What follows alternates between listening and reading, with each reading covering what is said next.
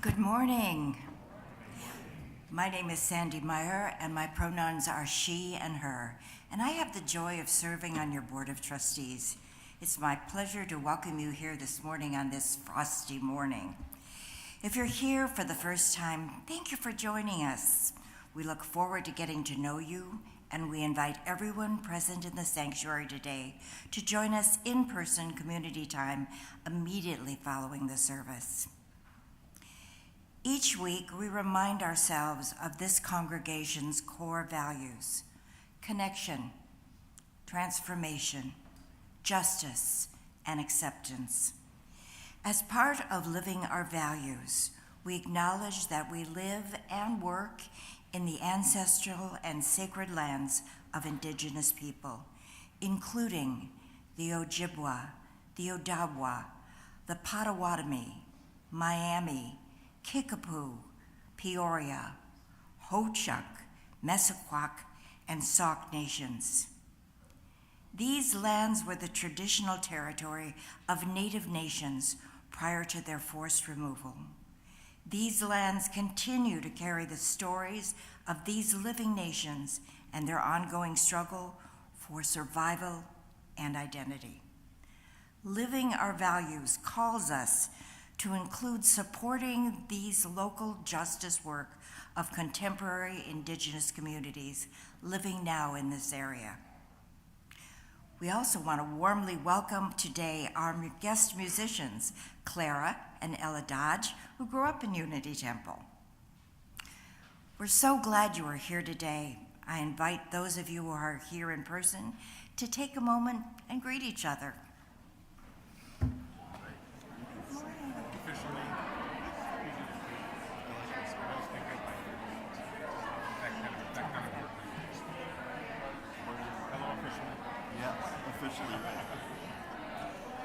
Beautiful job. Oh, thanks. Oh, you're retiring. Yes. Oh. Yes. I don't know if that's good or bad. I don't know if that's good or bad. Our chalice lighter today is Marcia. Marcia is really good at showing up, and she loves it when other people show up too. Please join with me in the words of our chalice lighting. We are Unitarian Universalists. This is the church of the open minds, the loving hearts, and the helping hands. We take care of the planet Earth and each other.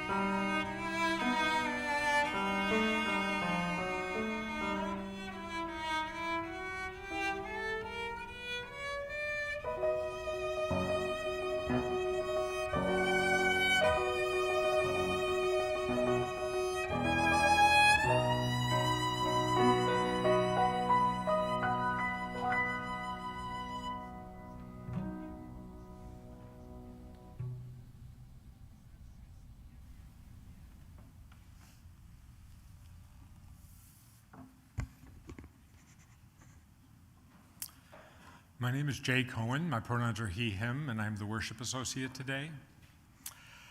When I got together with my husband, Terry, almost 30 years ago, he told me about this Unitarian Universalist youth camp called Marwood, where he was a counselor, and he asked me if I'd ever consider being a counselor. And at that moment, I gave him sort of the emphatic, no, it's not my jam, I'm an indoor person, I'm not gonna be a counselor. And then I gave that some thought, and I really realized I was resisting it so much I wasn't even considering it, which usually tells me there's a deeper story there. And I came to realize that there was sort of an invisible story under my indoor person's claim. And I think the real story was, it really was touching a really deep sense of inadequacy for me. That, like, what do I have to offer as a camp counselor? I don't play sports, I don't do music, I don't do art, I don't know anything about nature or hiking or wilderness. I mean, what do I have to offer camp? And so as it turned out, it was touching a deeper button in me that I just wasn't good enough. Like, that was the invisible story, not good enough. And after a couple years with Terry and a lot of coaching, I decided to give this Marwood thing a try, reservations and all, and ended up enjoying it way more than I thought I would. It turns out that Marwood really lives by putting love at the center. That's a main UU principle. And now that was something I could do, put love at the center. I was already trying to do that in other parts of my life, where I was sharing love and connection and affirmation with people. And Marwood's a place where everybody is appreciated for who they are, and that we each have something to give, and we're all welcome and worthy. So I ended up being a counselor for 25 years, and And though I never taught a class in sports or art or music or nature or wilderness, I still somehow found my place. I ended up doing some discussion classes and some silly games classes, and I found a way to be accepted for what I could give. And that was mostly I came to see that everyone there, campers and counselors, has something to bring, and that each of us matter. I was able to reframe that invisible story to a new story, where imperfection is okay, and life is not measured based on the lists of what we can do and cannot do, or how we fit or do not fit. I think life is measured more on how we see each other through the eyes of kindness and curiosity, and how we share love with one another. And if I ever catch myself now dipping back into that not good enough mantra, I reflect back onto my Marwood years, or I just look around this room to this congregation, knowing that there's always a reminder here that I'm welcome and I'm enough. So thank you for that. Whoever you are, wherever you are in your life journey, wherever you are in the world, you are welcome here. Please rise as you are comfortable, and we're going to sing 1053 in the Teal hymnal. The words will also be on the screen behind me. It's How Can Anyone?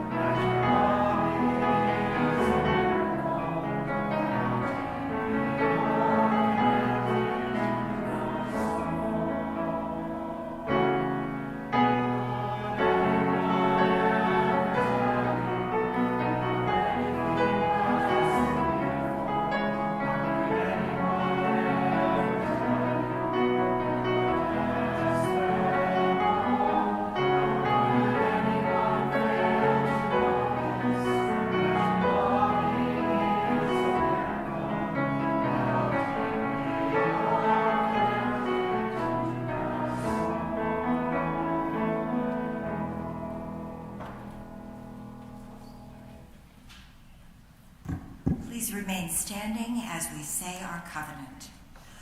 Love is the doctrine of this congregation, and the quest for truth is its sacrament, and service is its prayer.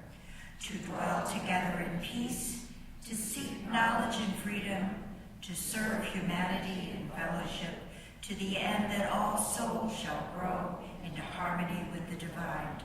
Thus do we covenant with each other and with God.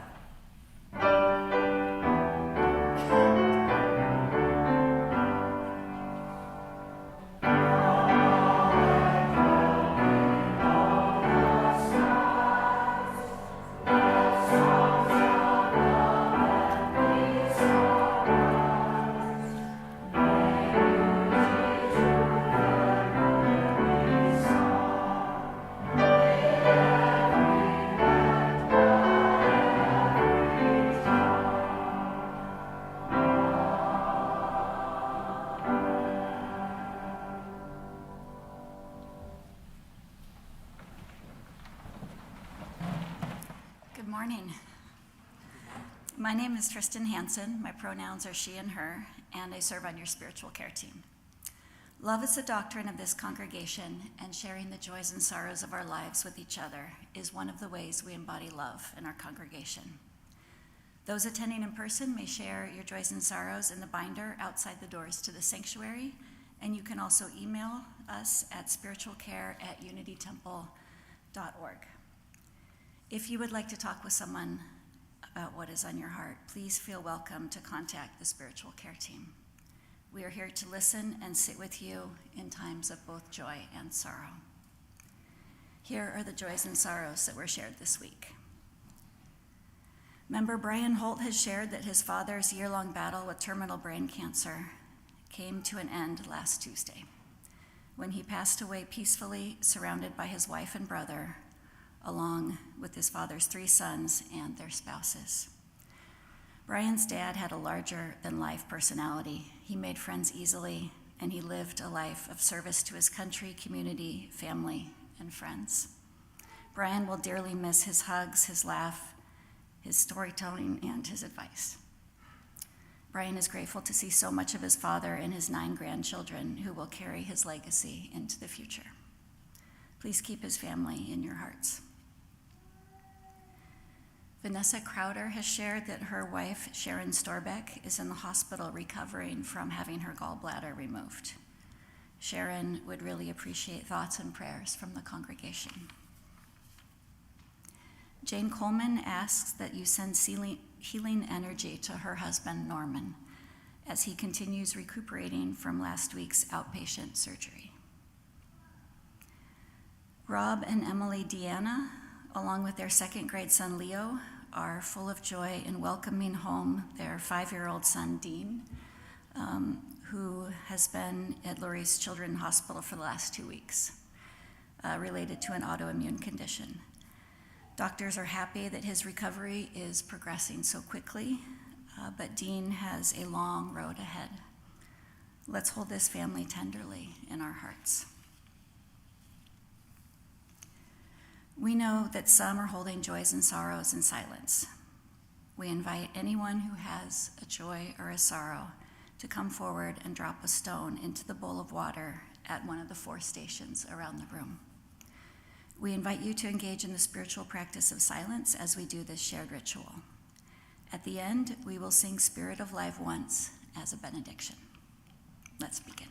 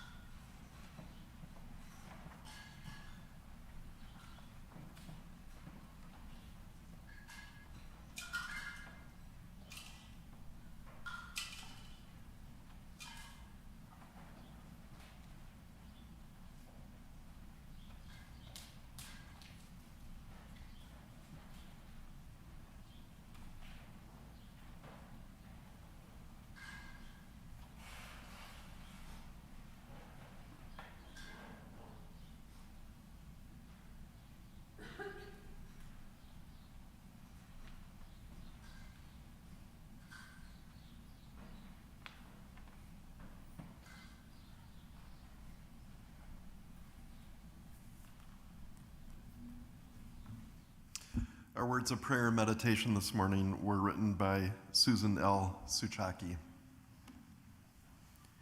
Day by day, month by month, year by year, we are confronted with all that we do not know, that we do not understand, that we do not grasp.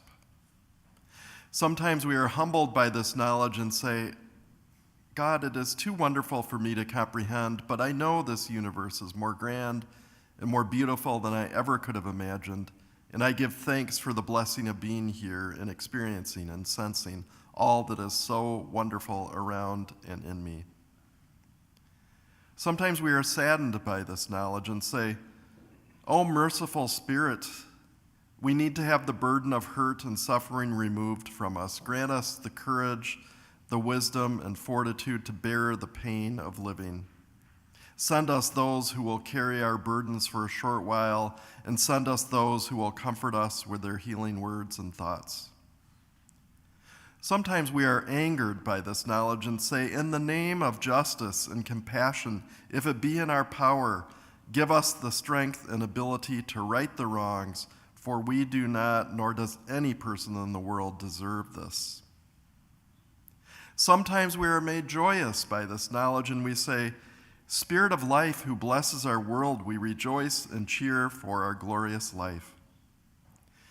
And sometimes we are made curious by this knowledge and say, holy and inexplicable is this life. I have no idea what happened or how it happened, but somehow, some way, something changed, and I am free to explore new ways of being. Please always let me continue to search for the unknown in myself and in others. Amen.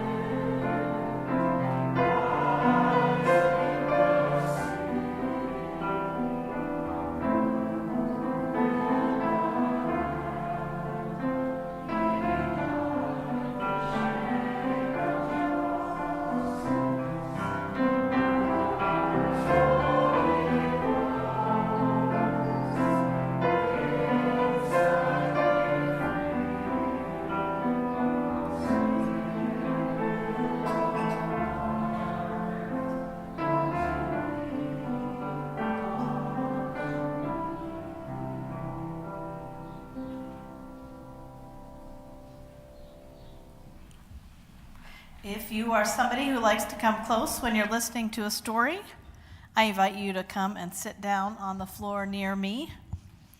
I have a book called Millie Fleur's Poison Garden by Christy Mandan.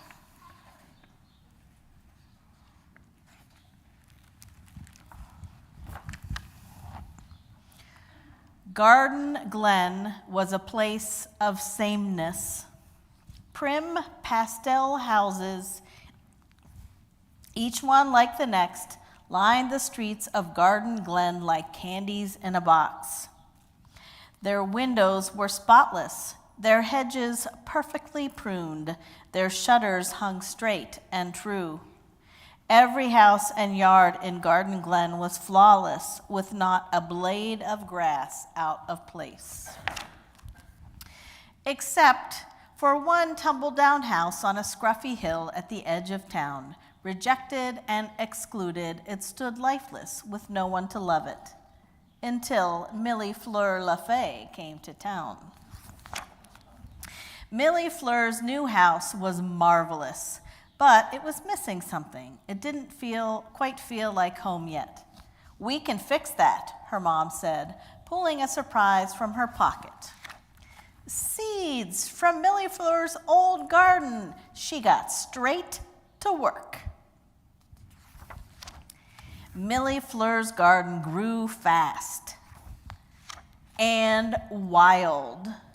Fanged fairy moss, sore toothwort, tentacled tansy, glowing jack in the bush, and grumpy gillyflower. Garden Glen's Rosebud Club was not happy about Millie Fleur's new garden. "It's odd," said a man in a rather common sport coat. "It's unruly," said a lady in a stiffly starched dress. "Appalling," bellowed Colonel Stick in the Mud.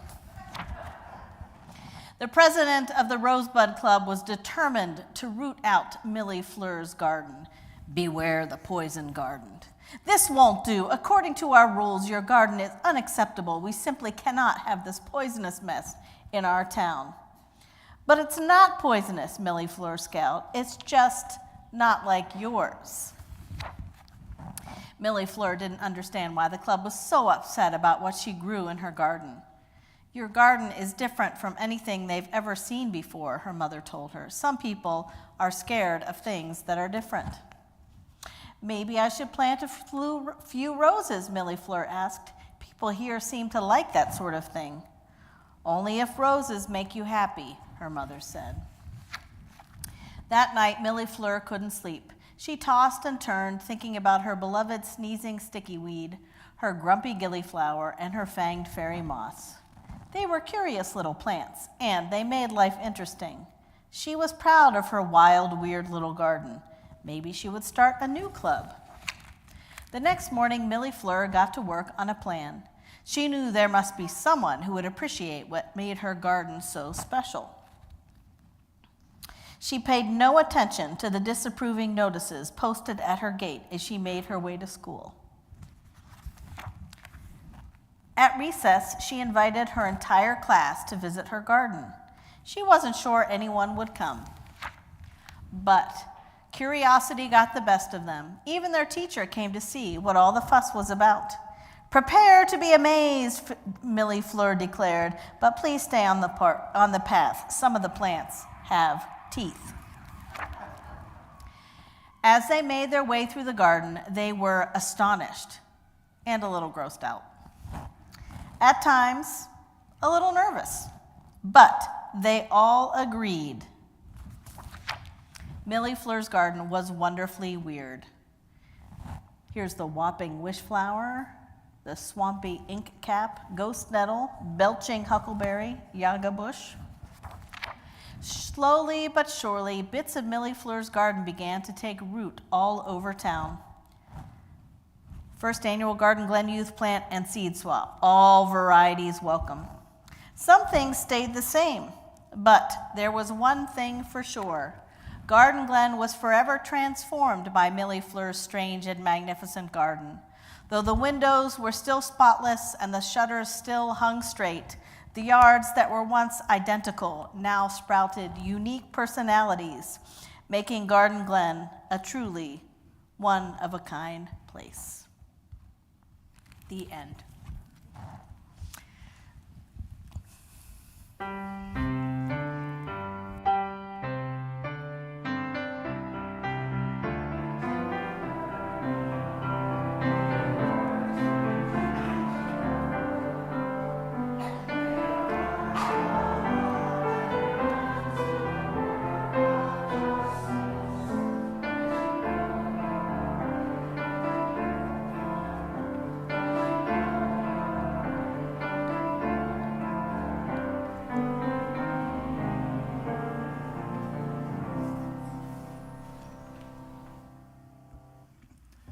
Hello, my name is Riley, and my pronouns are he and they.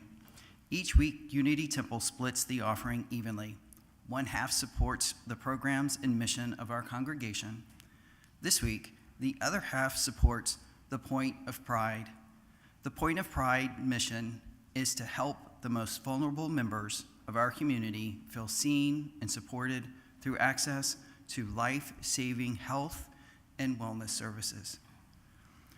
For a population often unemployed, underemployed, and seen as unworthy in our society, Point of Pride helps to offer financial assistance to transgender and gender-expressive individuals, to pay for shape-shifting aids, name change and gender marker assistance, and more. There is even a campaign to write letters to send to a population often estranged from friends and family. I am a member of the LGBTQ Gender and Reproductive Justice Team and see Point of Pride as making a big difference in the lives of transgender and gender expansive people, just as we in this congregation stand with those in need of our service. You can find out more at pointofpride.org. Instructions for giving are on the order of service and on the screen. May we be transformed by our giving, and may the world be transformed by our gifts.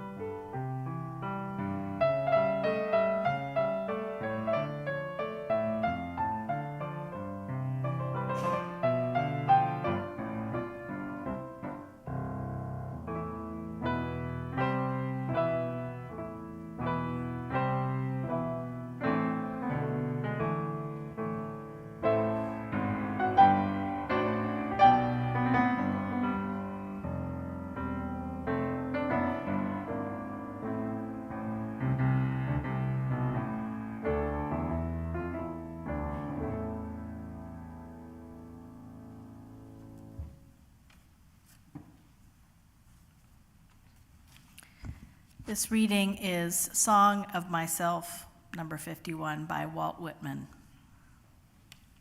The past and present wilt, I have filled them, emptied them, and proceed to fill my next fold of the future. Listener up there, what have you to confide to me? Look in my face while I snuff the sidle of evening. Talk honestly, no one else hears you, and I stay only a minute longer. Do I contradict myself? Very well, then I contradict myself. I am large. I contain multitudes. I concentrate toward them that are nigh. I wait on the door slab. Who has done his day's work? Who will soonest be through with his supper? Who wishes to walk with me? Will you speak before I am gone? Will you prove already too late?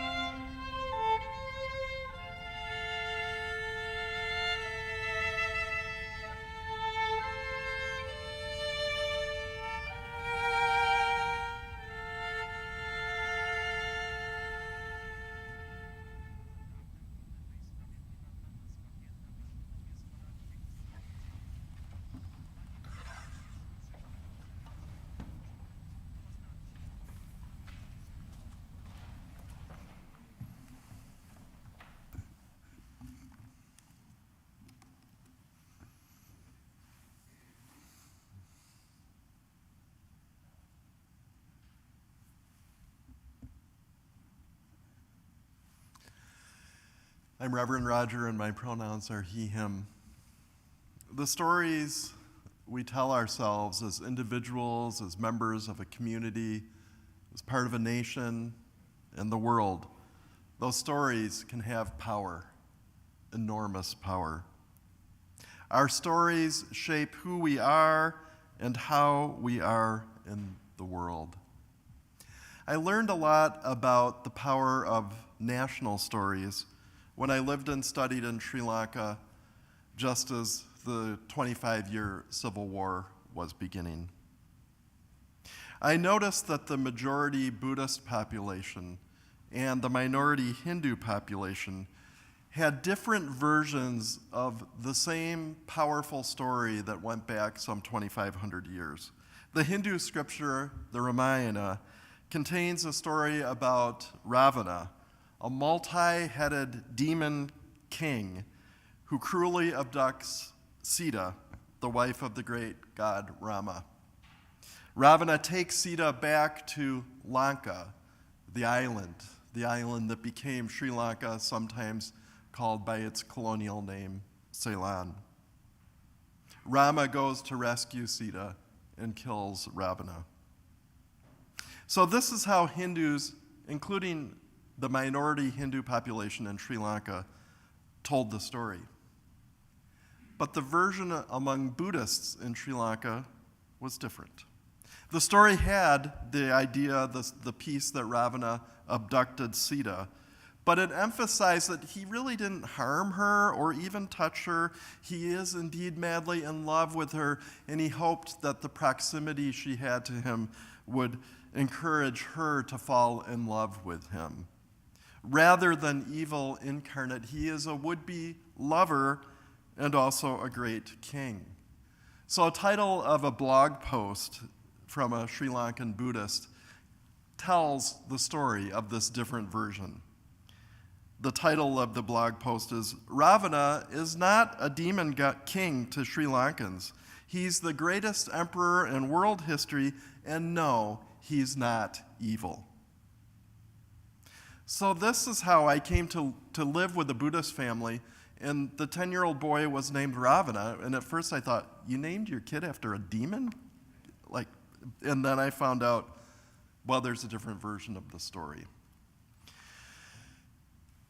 This story, and a story about the Buddha visiting Sri Lanka and leaving this huge footprint, the imprint of Buddhism there, and stories about the coming of Buddhist monks, and stories about these great kings defending the island against Hindu invaders, including a story from 1,500 years ago where a Buddhist army goes into action with 1,000 monks with spears leading the charge. For 500 years during Portuguese and then British colonial domination, these stories helped Buddhists keep alive their religion and their sense of identity. And these stories, in the last 100 years, have helped fuel the conflict with Hindus in Sri Lanka, including the Civil War. So here's the thing about individual, communal, and national stories. Sometimes they're good for us in the world, and sometimes they're not, and sometimes they can be both.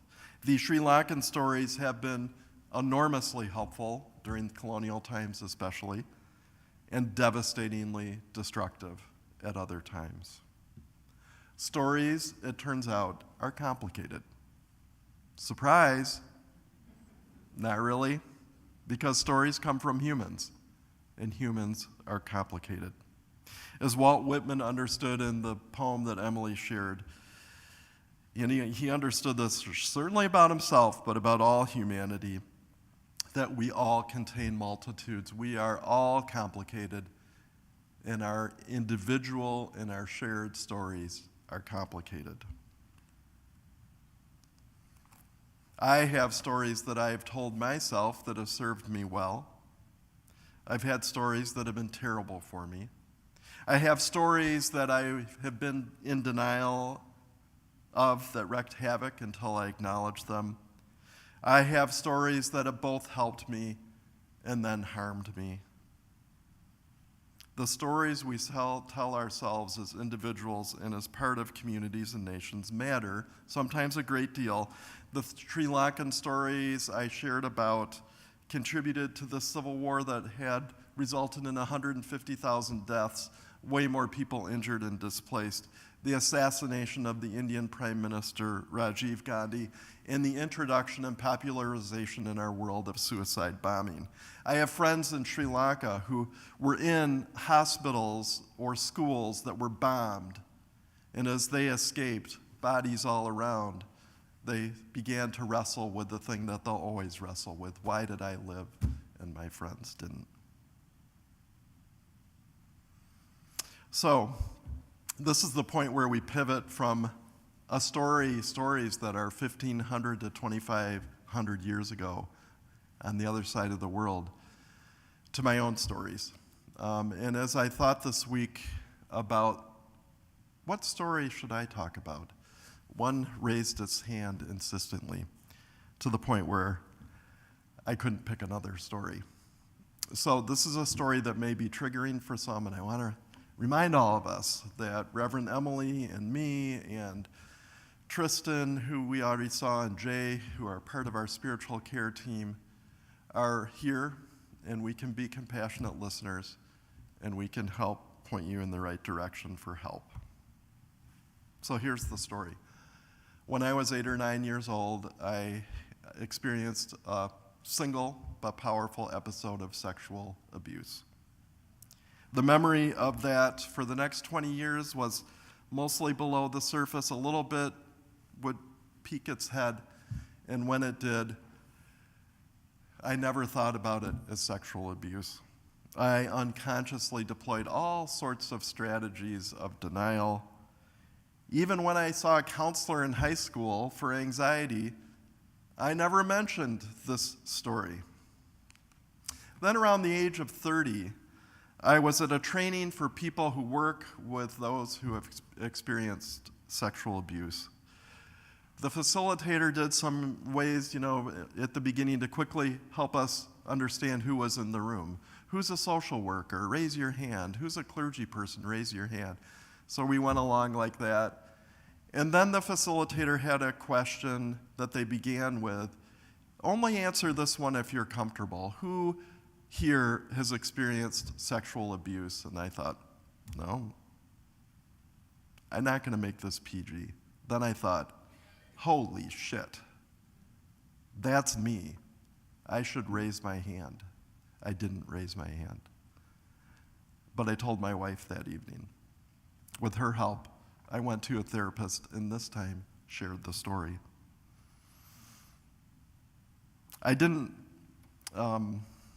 What I did finally with the help of these folks was explore the story, explore the impact of the story on my life.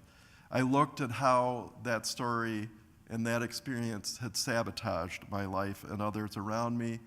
I looked at how unadmitted and unexamined it could wreak havoc, and I looked at how I might take that story in and live differently. That story had been invisible, even to me most of the time, but so impactful. And that story then became part of my self-understanding. I learned so much about myself. Among other things, I really learned in a deep way heartfelt compassion for those who had an experience, or even more potently for me, people who had experience after experience after experience of this. Finally, in admitting the story to me was transformational, and the story has, in some ways, become my friend. It is certainly now an acknowledged part of me. There are a multitude of less heavy stories that have impacted my life for good or ill, or sometimes both. A lot of these stories, like the story that Jay shared, I think, fall in that category of things I told myself about myself that imprisoned me in boxes that have not been helpful and sometimes even true. a lighter story. One of those is, I am not mechanical at all. This story put me in this box of ironclad rules like, I will never use a power tool. This put me in a box of thinking I could never, ever possibly be handy. I could never watch a YouTube video and actually try some fix-it thing. Like Jay's story about himself, the story came from a place of not loving myself, not owning myself, not being myself. I'm guessing that a few of you have stories like that, and that some of you may have just cataloged the top 20 stories like that in your life. Maybe we could work on letting some of those stories go. Maybe we could work on that self-love that's so important for all of us. So all this makes me think, how do we approach our stories spiritually? A couple ideas here. The first thing is that we can try to sit with our stories, the hard stories, the good stories. We can sit with them, even when they are toxic and difficult and even devastating. And if we can do that sitting with them, and if we can develop a mindset and what I would call a soul set, that these stories are not inherently sworn enemies of ours, we can sit with them. These stories just are. And when a story does feel toxic or difficult, trauma-laden, it is certainly wise, very wise, to find support of a beloved friend or a therapist or a 12-step group or clergy or our spiritual care team here to help us sit with that story, which takes so much courage. And a second idea, when we sit with that story, can we contemplate whether that story as it is now is harmful or helpful to ourselves and to others? Can we ask questions like, does this story really tell a truth about myself? If so, is it still true? Is it helpful to me now to have this story? If it's not helpful, how might I shift the story or my understanding of the story so it is helpful? Circling back to those stories among Buddhists in Sri Lanka that have kept us alive this sense of identity that could defeat colonialism, but also fueled a civil war. This would be a good time for Buddhists in Sri Lanka to sit with this story, to sit with the story of Ravana and Sita and Rama, and the story of 1,000 monks leading the charge into battle. There could be a collective reckoning with these stories. Have these stories helped or harmed us, they could ask? How have they impacted our neighbors? Do these stories need reinterpretation so that the harm going forward is mitigated? Those of us who are white European descent could do the same thing with our stories about the pilgrims and the shining city on the hill that would be built in this country and how that fueled manifest destiny. And as we've seen this week, that story keeps going. It keeps harming, and we need to sit with it. And a last observation is that the spiritual task of sitting with our stories is a lifelong task. We talk here about lifelong learning. This is part of that. Stories sometimes, right toward the end of our life, if we know the end is coming, come out in this wild, sometimes beautiful, sometimes horrific fury. I think about ministry with World War II veterans who often had stories of war trauma that were kept hidden and deeply buried. And as they come up to their own deaths later in life, those stories can come out, and they need to come out.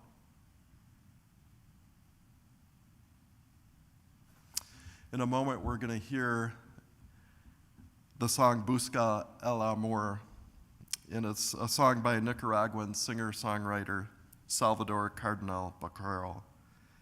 And the English translation of the first line is, examine that heart of yours. Examining our stories is part of examining our hearts.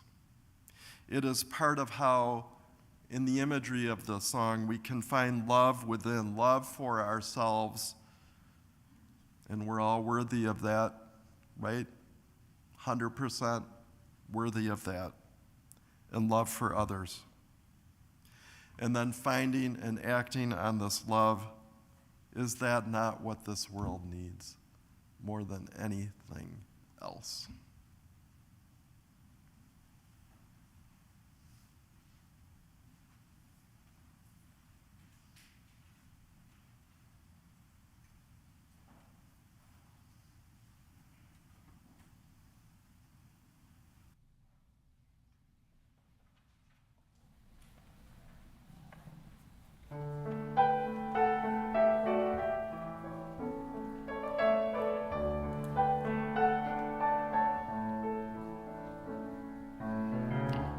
Revisa tu corazón para hallar el amor en un rizón. Pero busco el amor, ni placer ni pasión, el amor. Lo que hace al otro ver. Busca el amor en ti, si multiplicas, si lo repartís. Busca el amor en ti, solo el que amada puede ser feliz. Busca el amor en ti, si multiplicas, si lo repartís. Busca el amor en ti, solo el que ama puede ser feliz. Busca el amor en ti, en ti.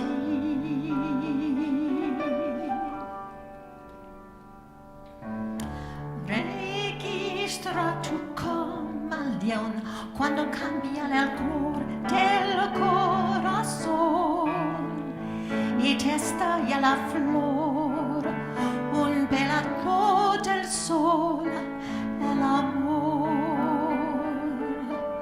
Lo que hace al otro bien.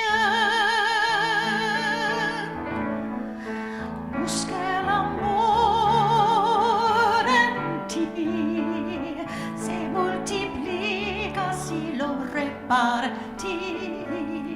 Busca el amor en ti, solo el que ama puede ser feliz. Busca el amor en ti, si multiplica, si lo repartís. Busca el amor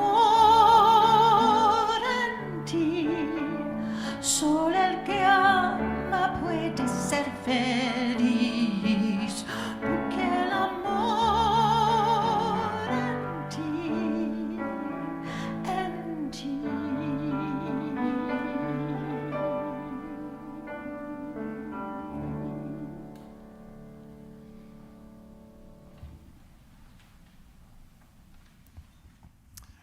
Our closing words today come from Vanessa Southern.